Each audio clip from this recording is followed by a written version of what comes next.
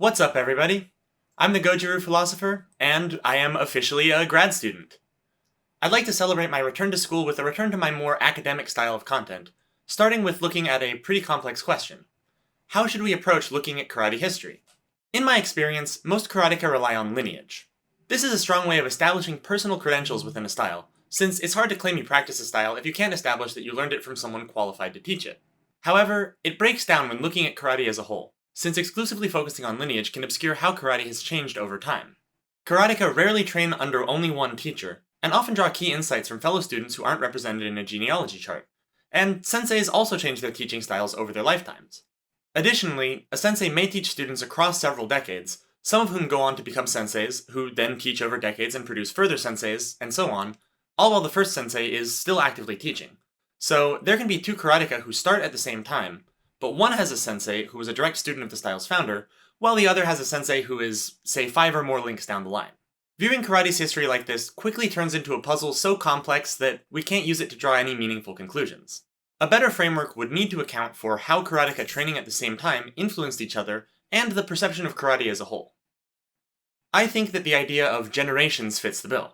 The common definition of a generation is a cohort of people born within a culture group over a span of 15 to 20 or so years who share some common characteristics. The Library of Congress separates generational cohorts around common economic, social, or political factors that happened during formative years of its members. Generation theory does have a few critiques from demographers. One key issue is that generation members born either toward the beginning or end of a generation often share more life circumstances in common with generations other than their own. We have to draw the lines between generations somewhere, but it is always a simplification of how culture works. Still, I think generations can be a good starting point to trace the evolution of karate. In this video, I'm going to look at karate's history and development through a generational framework. I've split up karate's history into 6 generations, plus a few special categories, and I'll be presenting each generation with the characteristics I think describe it. This video will just be an overview, but I would love to make more in-depth looks at each generation, if there's an audience for that. I hope that this analysis will be useful and interesting to other karate enthusiasts. Let's get into it. Before the first proper generation, let's start out with karate's prehistory. As much of my audience will already know, the term karate is actually a fairly recent development, first entering common usage around 100 years ago. However, unarmed martial arts traditions had existed in the Ryukyu Kingdom, modern-day Okinawa, for several centuries prior. The first group isn't quite a generation, so I'll call them Generation Zero. Generation Zero is composed of karate's predecessors. By necessity, this group spans a pretty broad range. Prior to Ryukyu's formal annexation by Japan as Okinawa Prefecture, the various martial traditions tended to stay relatively exclusive to a small group of practitioners. Both palace styles and the non-aristocratic styles were not open to public training. Some of them were family practices, passed from household head to household head, while others accepted students on an individual basis, either through introductions or a semi-formalized application process. Outside of family styles, it was common for practitioners to train under more than one teacher, as well as to train together in a mutual exchange of knowledge. However, at this time martial arts were reserved for a minority of Ryukyuans, the noble families who bore a hereditary obligation to practice warfare, and the wealthy enthusiasts who could afford to train rather than labor. The most defining feature of Generation Zero is that, while different style traditions existed, they were neither named nor codified. Family styles like Motobu Urundi were referred to by their clan name, whereas other styles, if distinguished at all, tended to be referred to based on the region in which they were taught. The last end of this generation had practitioners such as Itosu Anko, Azato Anko, and Higaonna Kanryo, notable as the teachers of the next generation. Some of these teachers were more willing to open their training to the public, particularly Itosu, but even he did not formally codify his style. That would be left for the next generation. Generation 1 were the first karateka to found styles and to call their practice karate. This generation was mostly born post-1879, meaning that few of them were alive during the Ryukyu Kingdom's nominally independent existence. Okinawa had been a part of Japan their whole lives. Funakoshi Gichin, the founder of Shotokan, helped popularize the name karate for his martial arts practice, and his contemporaries began to integrate karate into the Imperial Japanese framework of martial arts. This integration, especially the founding of styles, is the characteristic feature of Generation 1. Unlike Ryukyu, Japan had a history of codified martial lineages with defined curricula and certificates of transmission.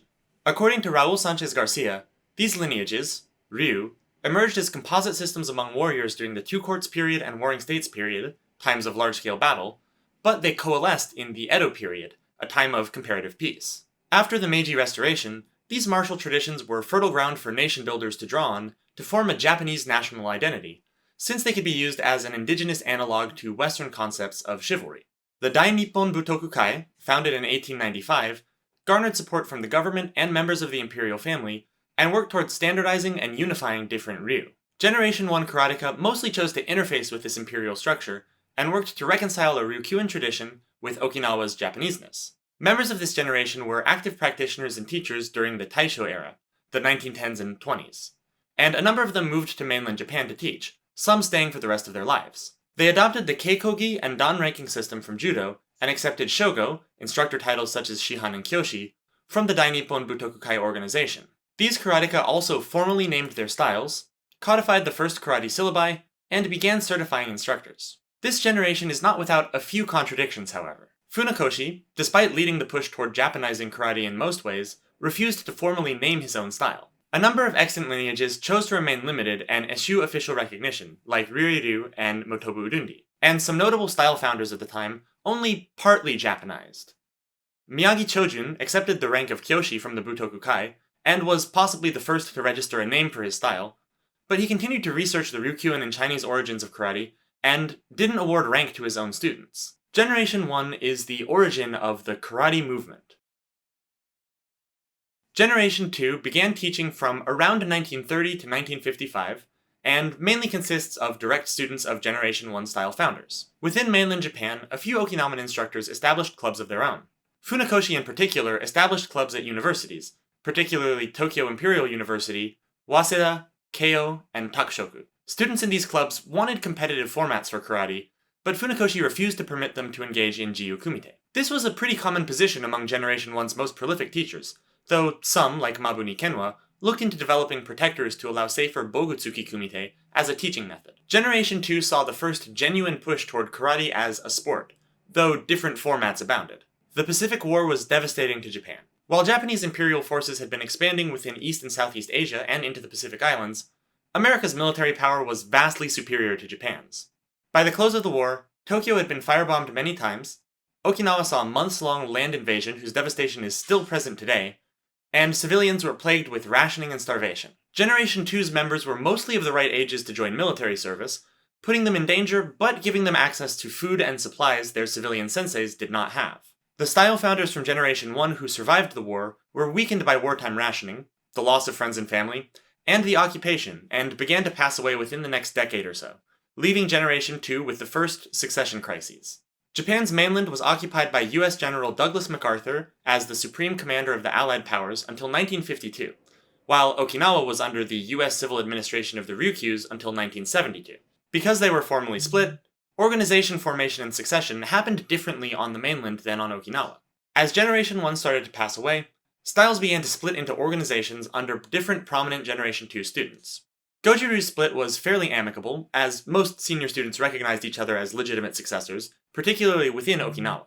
Yamaguchi Gogen's Goju on the mainland was largely separate, but even so he maintained a connection with Yagi Meitoku. Shotokan's split was less amicable. Groups such as the Shotokai and the Japan Karate Association had harsh critiques of each other, but all still claimed their style as Shotokan. Most of the splits during Generation 2 did not create new styles, but there is one notable exception. Otsuka Hironori, former student of Funakoshi and founder of Wado Ryu. This is likely due to how Otsuka split, not as a succession dispute, but rather as an expulsion. Otsuka was expelled for directly advocating for Jiu Kumite in training, which Funakoshi viewed as heresy. Otsuka then went on to found Wado Ryu, adding elements of his training in Yoshin-ryu Jujutsu. Generation 2 is most notable for the proliferation of two things: style organizations and competitive kumite. The latter primarily took place in mainland Japan, as MacArthur permitted karate practice at a time when other martial arts were banned for promoting militarism. However, both of these characteristics had a long way to go. Generation 3 spans from the early 1950s to 1970. This period saw the first real introduction of Westerners to karate en masse. While some karateka had traveled to other territories, such as Miyagi's 1935 trip to Hawaii, most of karate's presence outside of Japan before this generation was in Japan's former colonies, particularly Korea, where it served as the basis for Tangsudo. However, a large number of American GIs, as well as other Allied soldiers, were stationed in Japan or Okinawa during the occupation and in the lead-up to deployments in other wars in East Asia, and many of these soldiers took an interest in karate. On returning from their detachments, a number of these students opened up dojos in their countries of origin. The organizations formed around the passing of style founders began to promulgate their styles intentionally at this time. Most successful were Japanese organizations, as the end of US occupation in 1952 freed Japanese nationals to travel across the globe. Shotokan organizations were incredibly prolific in spreading to the US and Europe, and other styles like Isshin-ryu and Goju had dedicated pockets within the US and elsewhere. Within this generation, multi-style federations sprang up to unify the efforts of different groups within Japan. The Federation of All Japan Karate-Do Organizations was founded in 1959, and by 1964 it reorganized as the Japan Karate-Do Federation. The JKF worked toward unifying various point-based kumite formats into a single format, and sought to clean up its image by adding protectors and penalizing certain kinds of contact. Their aim was karate's eventual inclusion in the Olympics, which many karateka of generations 2 and 3 saw as the best way to legitimize karate on a global stage. Competition outside of Japan was still far from unified, particularly in the US, where the tournament scene would see a mixture of genuine karate, taekwondo, and kempo in matches that served as a kind of proto-kickboxing. Within Japan, an important split took place in the karate movement. Oyama Masutatsu, who began training under Funakoshi Gichin and Gigo before leaving for Goju Ryu under So Neishu, founded his Kyokushin Kaikan in 1964. Kyokushin represents a reaction to and rejection of the prevailing direction of sportification within Japanese karate. Oyama disliked the move toward lighter, safer forms of kumite, and prioritized the full-contact knockdown style of kumite for which Kyokushin is known. Oyama toured in the United States to spread his methods, and picked talented students as instructors to promulgate Kyokushin as a strong countercurrent within the karate movement. Generation 3 properly ended on October 10, 1970, by which point karate was a thriving international martial art and an important cultural export of a Japan in the midst of its economic miracle of high growth. European karateka may not have led the charge behind karate's unification, but they certainly hadn't fallen behind. Jacques Delcourt, who had formed the French Karate Federation, invited other European organizations to form the European Karate Union not long after the FAJKO was inaugurated, and, in 1970, the EKU attempted to form an international organization. JKF president and suspected war criminal Sasakawa Ryoichi met with the EKU to unify rules and plan for the first World Karate Championships, which began in Tokyo on October 10. At a meeting on the first day of the event, the assembled organizations created the World Union of Karate-Do Federations, also headed by Sasakawa, to unify the global karate movement. The WUKO was a large and powerful organization, but it wasn't universally accepted as the standard bearer for the karate movement. Besides Kyokushin, as already mentioned, and Okinawans who wouldn't be officially Japanese citizens again until reversion in May of 1972, the WUKO faced opposition for the spot of world governing body of sport karate. Much of this turmoil was due to a conflict between two US Shotokan organizations, the All-America Karate Federation and Shotokan Karate of America. The AAKF formed a competitor to WUKO, the International Amateur Karate Federation, after losing control over the US delegation to WUKO championships. The IAKF challenged the WUKO's attempts to receive recognition from the International Olympic Committee even after the IOC granted that recognition in 1985. The IOC would later request the two to merge, and while the merger never took place, the WUKO renamed to the World Karate Federation in 1992 and would regain the IOC's exclusive nod. Either 1985 or 1992 would serve as a great year on which to end this generation, but I think that 85 fits better, since the first Olympic recognition legitimized sport karate on a global stage, even if the organizational representative of the sport was still up in contention. Generation 4 karateka, including a large contingent of non-Japanese practitioners, led the charge for Olympic recognition. However, outside of the WUKO mainstream, two other important strains of the karate movement were evolving. The first of these were the Okinawans. While USCAR's occupation hadn't completely cut Okinawa off from Japan, reversion made it much simpler for Okinawans to travel to the mainland and abroad. Certain Okinawan senseis worked alongside the mainland Japanese organizations, but others viewed the sportification of their arts as a downgrade and sought to establish and promote real Okinawan karate.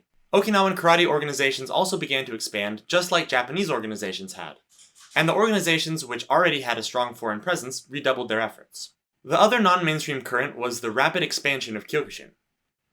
During this time, Oyama organized full-contact competitions and brought in Kyokushin karateka from around the globe, some of whom stayed at his Hombu dojo as uchideshi for 1,000 days of intensive training. These uchideshi and other foreign students brought Kyokushin back to their home countries.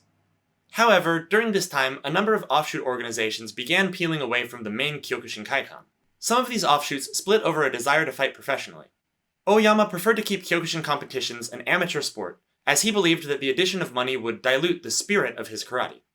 Offshoots at this time usually formed as new styles and avoided using the name Kyokushin. Ashihara Kaikan and Seido Kaikan are examples of this generation's offshoot. Generation 5 spans from around 1985 to 2005. Japan's economic miracle turned out to be a financial bubble, cultural exports like anime and Pokemon replaced semiconductors and radios, and karate went through a massive foreign boom. Karate rode the wave of cool Japan until the karate movement was stronger outside of Japan than inside. American audiences had long been fascinated with Hong Kong kung fu movies, but the mid-80s saw a shift toward karate, especially with the release of The Karate Kid. The popularity of karate reached a massive high, and with that came a lot of new entrants to the market, not all of whom actually taught Okinawan or even Japanese arts. The name karate came to generally describe East Asian martial arts, or even martial inventions marketed with a general Oriental flair. This eventually had a negative impact on karate's reputation, as many of the schools cashing in on karate's popularity became McDojos. I doubt this popularity would have risen quite as meteorically if the WKF hadn't been fervently promoting karate as a global sport movement during this time. Not quite a decade later, in 1993, the first Ultimate Fighting Championship was held. UFC 1 was by no means the first major full-contact competition to feature karateka. Ishii Kazuyoshi, the founder of Seido Kaikan, opened the K1 kickboxing promotion earlier that same year, and American kickboxing organizations had existed locally for quite a while as an outgrowth of pre-WKF sport karate and taekwondo. In fact, modern kickboxing as a whole traces back to encounters between karateka and nakmui. Still, UFC 1 and the new sport of mixed martial arts had a major influence on the public image of karate. Though some karateka found success, others were publicly humiliated. Among Generation 5 karateka, there were two broad reactions. One side rejected full-contact competition outright and leaned into the WKF's sport karate ideal, viewing MMA and kickboxing as nothing more than brutal, uncontrolled violence for violence sake. The other side, however, reacted by trying to reclaim karate's reputation and embracing full-contact competition. During Generation 5, it became much easier for Western karateka to access information about karate's origins. Historical knowledge of karate outside of Okinawa had been limited to a few knowledgeable teachers, and there was plenty of myth, hearsay, and fabrication to muddy the waters. But by this time, the popularity of karate had reached a critical mass, and karateka who were eager to understand the true history of their arts could access that history and, crucially, share their findings.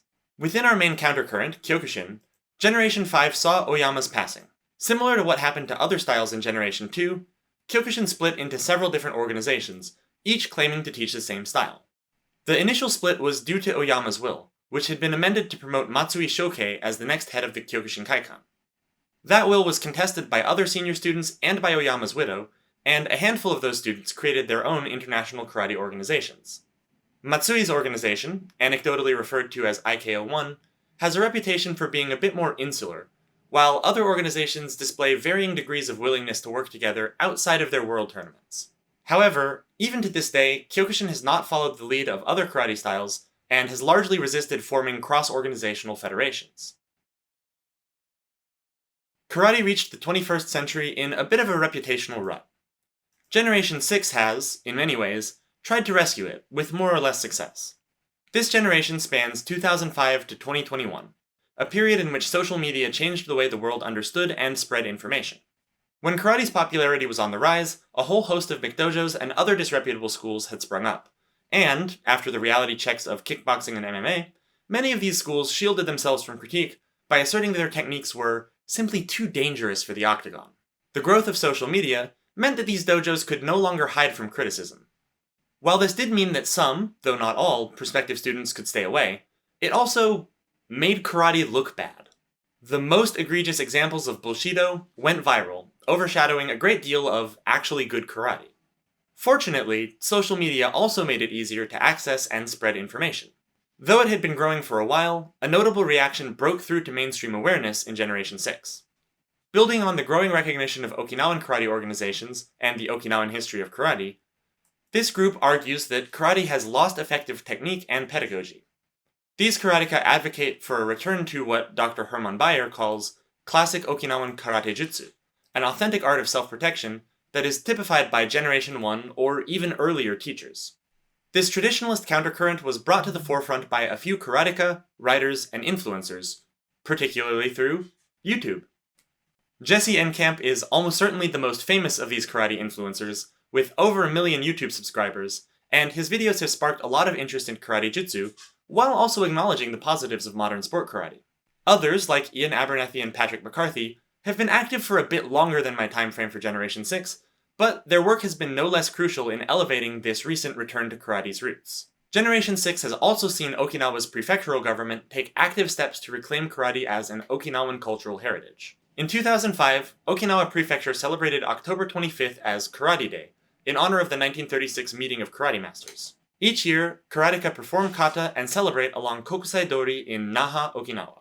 In 2008, then-Governor Nakaima Hirokazu established the Okinawa Dento Karate-do Shinkokai, currently chaired by the current governor, Tamaki Deni, an Ueshiru practitioner.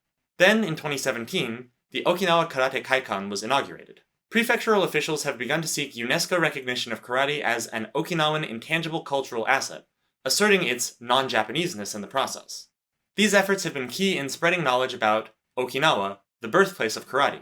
A final characteristic of Generation 6, however, is that it's the first generation since the passing of most of the direct students of the original style founders. Even as interest in karate's origins has been rising, the last karateka who directly experienced those origins passed away. These deaths haven't resulted in the same kinds of organizational splits as those of the style founders, though this is more to do with the fact that most organizations that I'm aware of have seen a number of offshoots and reorganizations throughout their existence. Still, Generation 6 is a changing of the guard for karate. Throughout this time period, the main sport karate movement represented by the WKF has continued along in spite of the reactions and countercurrents. And in 2021, they finally achieved their goal. Karate, both as point kumite and kata competition, was featured in the Tokyo Olympics. Olympic karate could have gone a lot better, to put it mildly.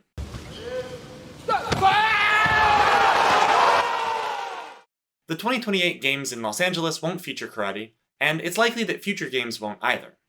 The fact that karate's Olympic debut and its backlash came at the same time as the karate jutsu current has likely shifted the karate movement away from its more globalized sport definition. Time will tell how much this sticks, though. It's clear to me that post-2021 karate has entered a new generation, but we're still only in the early stages of it. It'll probably take at least another decade until we can definitively say what the defining characteristics of this Generation 7 are. The late 2010s and early 2020s have seen a number of full-contact karate organizations arise without coming from Kyokushin's knockdown rule set. Karate Combat, originally billed as a pure karate promotion allowing knockouts and some ground and pound, seemed promising and showed that some point kumite fighters could fare well under fire. And, since it was founded by a former Goldman investor, it had the funding to potentially pay for a true professional karate scene. Sadly, the promotion has gone downhill in my personal opinion, particularly with the increased reliance on cryptocurrency for funding and voting on rule changes. Karate Combat has slowly removed its initial requirement that competitors have significant karate experience, and the culture has changed to a budget version of the UFC, especially as they keep bringing in former UFC competitors to fill out their roster.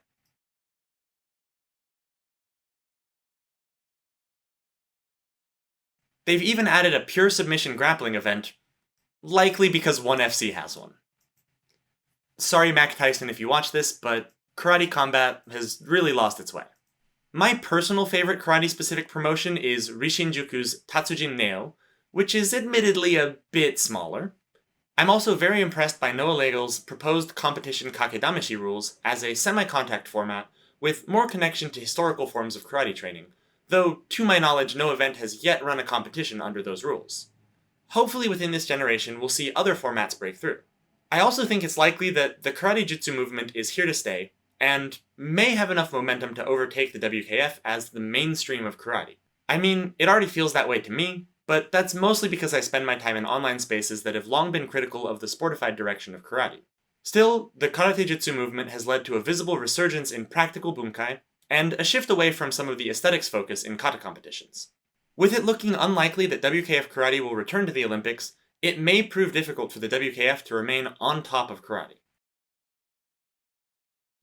Karate as a movement has gone through quite a few changes in the century or so that it's existed by that name. What started as guarded self-protection traditions in Okinawa became formal Japanese martial styles, spread throughout the world as a global sport, and spawned several countercurrents, each trying to regain something lost along the way. Hopefully, separating the history of karate into generations can help us to better understand and analyze this evolution. I would love to hear people's feedback on what other characteristics describe each cohort, or whether you think I should have divided the generations differently. This idea came to me in a sudden bolt of inspiration, and I've been developing on those initial thoughts for months. If you have thoughts, please leave a comment on this video, or get in touch via email or Instagram. Please do also like the video, subscribe if you'd like to hear more, do all the YouTube things. Special thanks to my partner who let me ramble about the initial concept of this video into the dead of night multiple times, encouraged me to keep coming back to it, and also edited this script to make my points connect better to each other. And thanks to you, viewer, for watching this far. I'm the Goju Philosopher, and I've got to get back to my research.